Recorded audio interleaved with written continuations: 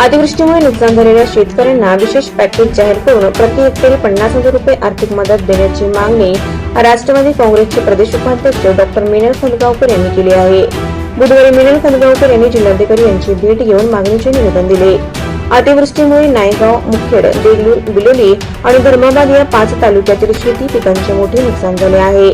घराची देखील पडझड झाली आहे। शिवाय गोदावरी नदी, लेंडी, मांजरा नदीला आलेल्या पुराचा शेतकऱ्यांना फटका बसला आहे। तेव्हा आर्थिक मदत म्हणून विशेष पॅकेज देण्याची मागणी राष्ट्रवादीच्या प्रदेशाध्यक्षा डॉ. मिनल खंडगावकर यांनी केली।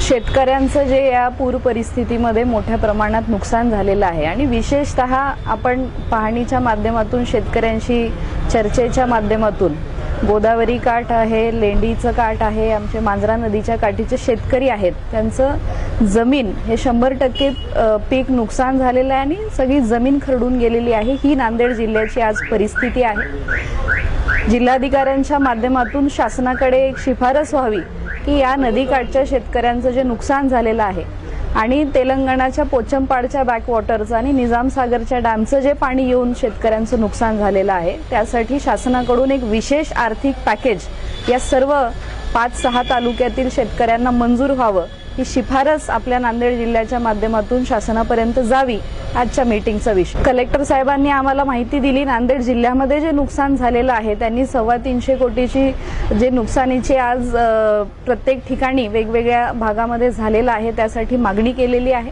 आणि आमची अशी मागणी राहील शेतकऱ्यांना किमान 50,000 हेक्टरी हे अनुदान शासनाकडून जाहीर व्हावं ही मागणी आम्ही देखील शासनाकडे करणार आहोत।